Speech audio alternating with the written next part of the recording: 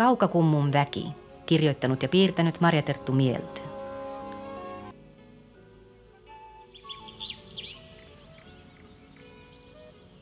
Peltojen keskeltä pilkistää esiin pieni Soraharjun kumpare. Kumpareella kasvoi isoja havupuita ja alempana rinteellä lehtipuita. Paikkaa kutsuttiin Kaukakummuksi.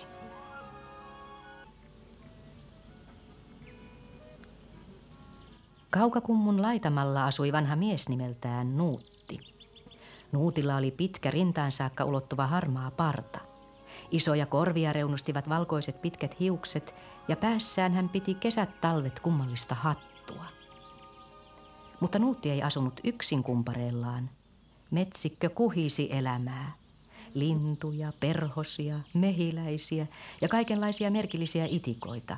Puhumattakaan vikkelistä oravista sekä aroista jäniksistä. Pitipä metsikköä kotinaan myös Siro peuraperhe. Mutta ei tässä kaikki. Kumpareella asui myös toinen toistaan viehättävämpiä luonnon henkiä, joita suojeli ja johti suuri mahtava haltijatar Taara. Kaikki he asustivat sulassa sovussa somassa metsikössään. Taaraa ja hänen väkeään eivät ihmiset nähneet, mutta Nuuttipa tunsi ja näki heidät, oli jopa heidän ystävänsä. Luonnonhenget tulevat näkyvään muotoon ihmiselle vasta sitten, kun hän oppii rakastamaan luontoa, pienintäkin siellä, ja noudattaa kaikessa korkeimman säätämiä lakeja. Oikeastaan ihminen ei voi noudattaa näitä lakeja ennen kuin hän löytää ne, ja hän ei löydä niitä muuten kuin rakastamalla sydämestään luontoa.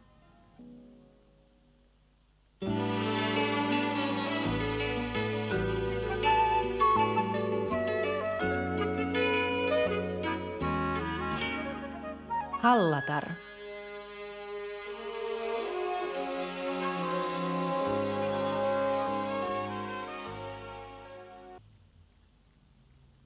Nuutti oli istuttanut kauan sitten 3 omenapuuta mökkiinsä vievän polun varrelle.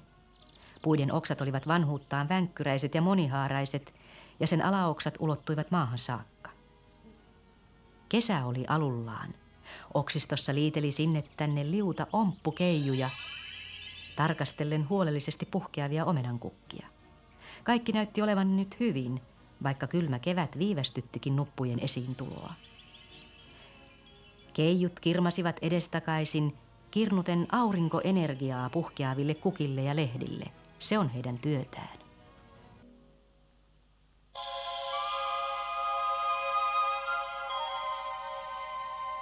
Pieni keiju nimeltään Leiju pysähtyi kuuntelemaan korvakukan nupulla, kuinka nuppu hyräili vienoa tuutulaulua. Kun nuppu aukeaa, muuttuu sen sävel riemulliseksi korvia hiveleväksi melodiaksi. Kun kaikki nuput aukeavat, soi koko puu mitä ihaninta musiikkia. Sitä keijut odottavat. Mehiläinen lensi suristen leijun ohitse ja huusi, joko pian. Tämä nuppu aukeaa huomenissa, sen sävel alkaa kiihtyä, sanoi leiju. Mehiläinen oli malttamattomasti odottanut omenankukkien aukeamista, koska kuningatar Mehiläinen piti aivan erikoisesti omenankukkamedestä.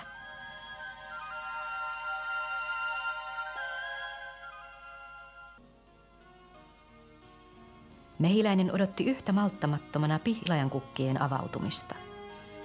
Ovatkohan nekin myöhässä, se tuumi lentäessään kohti kookasta pihlajaa. Pihlaja ojenteli vahvoja runkojaan joka puolelle, sen oksat taipuivat notkeasti maata kohti.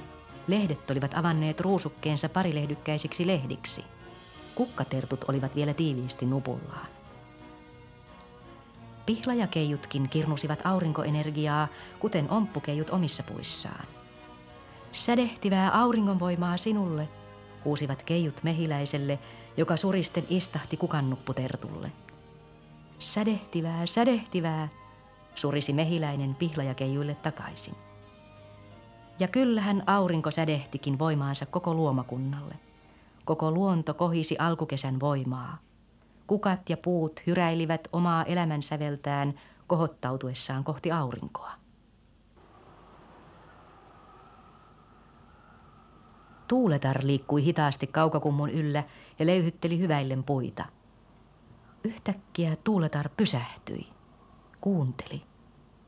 Kaukaa kuului kohinaa. Tuuli oli kiiruhtamassa pohjoisesta nopeaa vauhtia yli maisemien. Nyt Tuuletar kuuli jo tuulen sanoman. Pohjoisesta lähestyy Hallatar, Hallatar, Hallatar jo ensi yönä täällä. Varokaa, Hallatar tulee, tuuli toisteli puhaltaessaan ohi.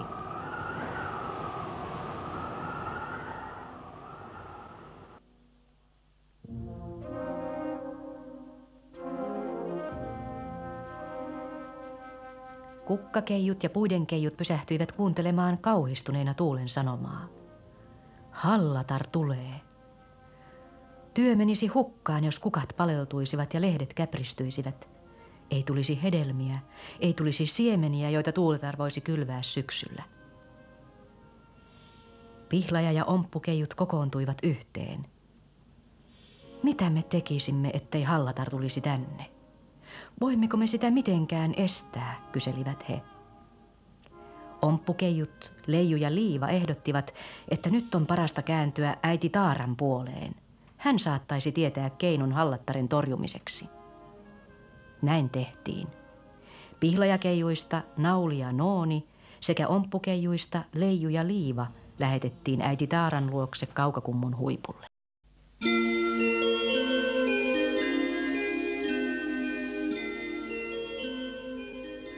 Haltiatar Taara oleili Kaukakummun yläpuolella suurena ja majesteetillisena katsellen alas ja antaen suojelustaan paikalle, joka hänelle oli uskottu. Taara oli jo nähnyt ja kuullut tuulen tulon ja viestin. Hän odotti jo rakkaita keijujaan luokseen. Äiti Taara, kuulitko mitä tuuli puheli kiiruhtaessaan tästä ohi, kyselivät keijut. Kuulin toki, rakkaat lapset, kuulin ja näin kaiken. Mutta te pienet keijuni olette unohtaneet pitkän talviunenne aikana, kuinka torjuitte Hallattaren viime kesänä. Kas, Hallatar ei voi voittaa lämpöä, se on luonnonlaki. Teidän kaikkien keijujen ja juuristossa olevien maahisten on nyt kerättävä lopunpäivää auringon lämpöä maahan, kasveihin ja puihin. Mutta muistakaa, sumutarkaan ei voi nousta, ellette saa tarpeeksi lämpöä kasvustoon. Menkää nyt, rakkaat lapseni, koettakaamme pelastaa kukannuput yhdessä.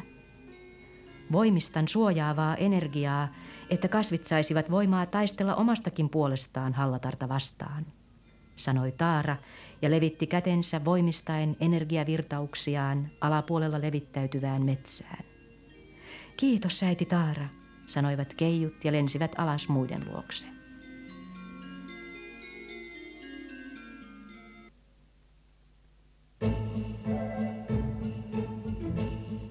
Niin alkoi ankara työntohina.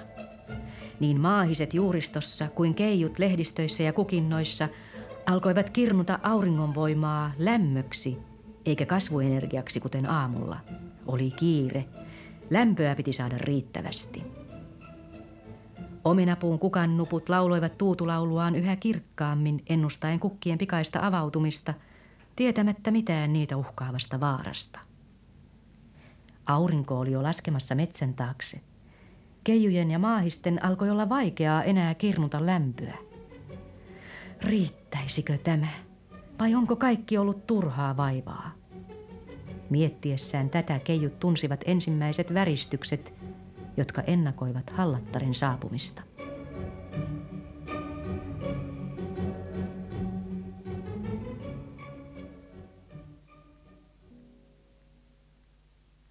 Keijuja alkoi puistattaa. Silloin nousi purosta Usvatar. Nosti ensin yhden viittansa liepeen maalle, sitten hitaasti ja tyylikkään arvokkaasti toisen liepeen. Usvatar levittäytyi hiipien kohti Kaukakummun laitaa ja jäi kuin puskuriksi omenapuiden ja pihlajien eteen. Hän levitti laahuksensa kukkakedon ylle ja jäi odottamaan. Keijutkin odottivat. Koska tulisi Hallatar ja kuinka julma hän olisi.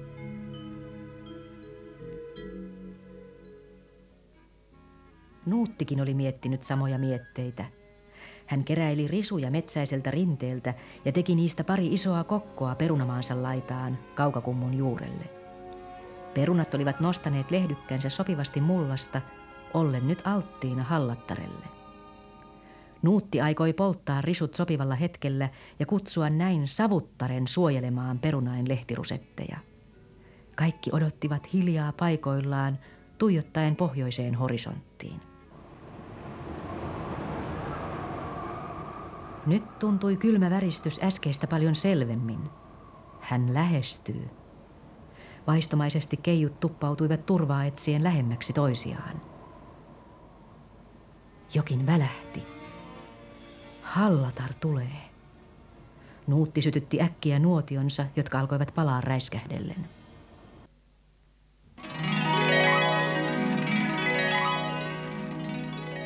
Valkoista kuin tähdistä kudottua pitsiharsoa välkehti heidän edessään. Hallatar lähestyi kalisuttaen pitsiviittaansa sinne tänne. Keijut olivat ihmeissään. He olivat odottaneet jotain vastenmielistä ilmestystä. Mutta nyt heidän edessään tanssi kaunein ja lumoavin näky, mitä kuvitella voi. Silti niin ylväs ja ylpeä, kova ja armoton, sen keijut näkivät Hallattaren silmistä. Katse ihan jäädytti paikoilleen, jos jäi tuijottamaan. Hallatar tanssi hidasta, pelottavaa tanssiaan, lähestyen yhä lähemmäksi. Jännitys oli valtava. Leiju nipisti liivaa. Hän tulee, herää liiva, hän tulee. Hallatar tappaa meidän tuutulaulujaan hyräilevät omenankukan nuppumme.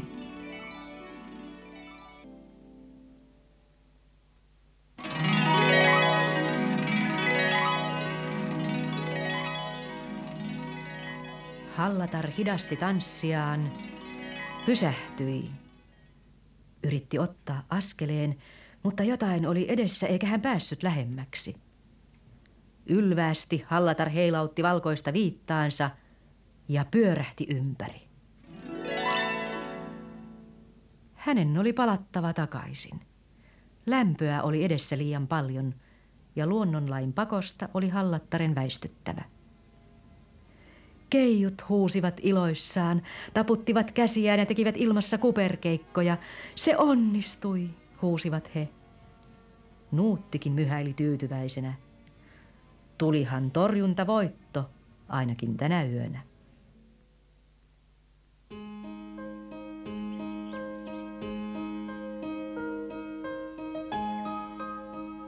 Aamulla auringon noustessa puolipäivään täytti ilman mitä ihanin omenankukkien elämäniloinen musiikki.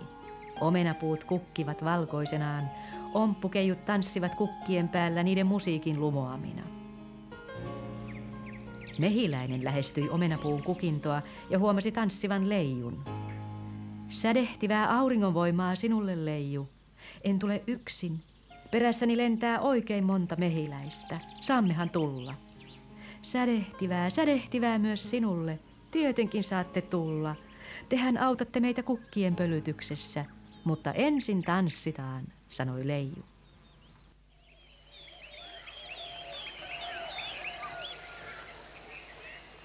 Aurinko säteili voimaansa koko luomakuntaan, aivan kuin viimeistä vaaraa ei olisi ollutkaan. Mutta nyt tietävät keijut, miten Hallatar voitetaan tänä kesänä. Seuraavana kesänä täytyy taas käydä kysymässä neuvoa äiti Taaralta, mutta se on sitten ensi kesänä se.